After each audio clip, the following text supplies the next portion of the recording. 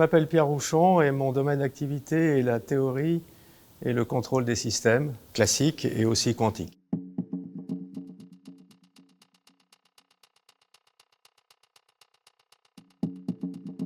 Savoir encore plus précisément où on est, mesurer plus précisément le temps, il y a plein d'applications sur les réseaux de télécom, la mesure du temps.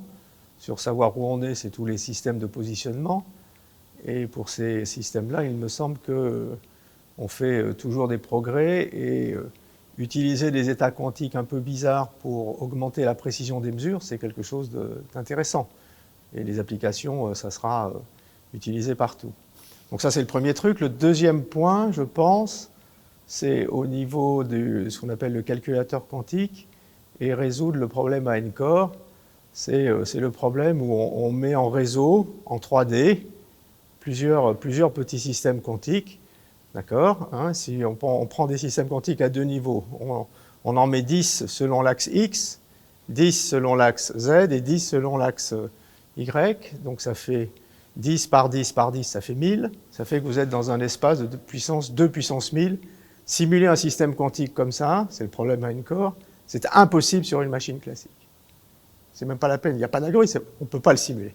Si on pouvait le simuler, ça pourrait faire des progrès immenses sur la science des matériaux, sur la cinétique chimique, sur tout ce qui est les problèmes en lien avec la physique quantique, où il y a beaucoup de petits systèmes qui se voient localement. Actuellement, on sait à peu près corriger un type d'erreur pour un bit quantique, donc ça c'est pour le développement d'un calculateur quantique. Et donc il y a besoin d'une redondance sur le deuxième type d'erreur, les erreurs de phase.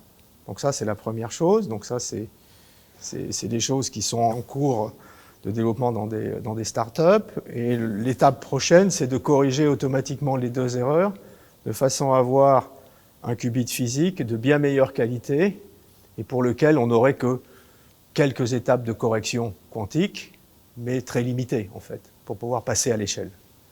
Je pense qu'actuellement, il me semble qu'on a besoin de faire des qubits physiques de bien meilleure qualité qu'actuellement pour passer à l'échelle. Donc je pense qu'il faut faire un effort sur ce point-là. On travaille là-dessus. Est-ce qu'on est confiant? On se fait ça comme stratégie. Maintenant, ça peut déboucher sur d'autres choses. Peut-être que pour faire un ordinateur quantique, on va trouver peut-être d'autres solutions ou d'autres supports physiques que les circuits supra sur lesquels je travaille. Mais de toute façon, ça fait avancer d'une part la connaissance et d'autre part la technologie. Parce que pour faire des expériences, toutes ces choses-là, la technologie est importante. Ma première figure d'inspiration est Serge Haroche, clairement. Avec ses cours au Collège de France qui étaient absolument magnifiques. Et puis son expérience, la boîte à photons, ça permet de comprendre la logique du monde quantique. Les règles du jeu, je pense. Donc ça, c'est ça. Et puis il y a aussi, je pense que les travaux de Michel Devoré aussi sont tout à fait spectaculaires. Et j'ai aussi eu de très bons étudiants, Maziar Meraimi, Zaki Lektas. Donc en fait, je suis très bien entouré. Moi, ce que je vois, c'est que tout le buzz qu'il y a autour du quantique, parce qu'il y a du buzz, on est d'accord. Ça a au minimum un mérite, c'est ce que je vois, c'est que bon, je suis en contact avec de très bons étudiants via soit l'école des mines, soit ils ont fait les étudiants chez nous, ils sont essentiellement passés par soit l'école normale supérieure, soit l'école des mines, soit l'IX, Polytechnique.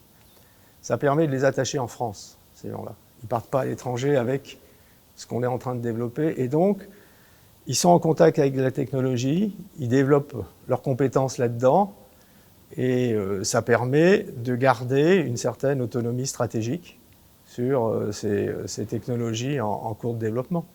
Par rapport bien, déjà aux autres pays européens, mais ça, on a des collaborations, mais surtout par rapport aux États-Unis ou ailleurs, hein, où typiquement on est dans la course sur certains sujets. Sur ce domaine-là, je pense qu'on garde une partie de nos talents, clairement. Mais bien sûr, on n'a pas les moyens de Harvard ou d'Amazon Web Services ou de Google, bien évidemment. Mais on n'est pas démunis, voilà, c'est tout.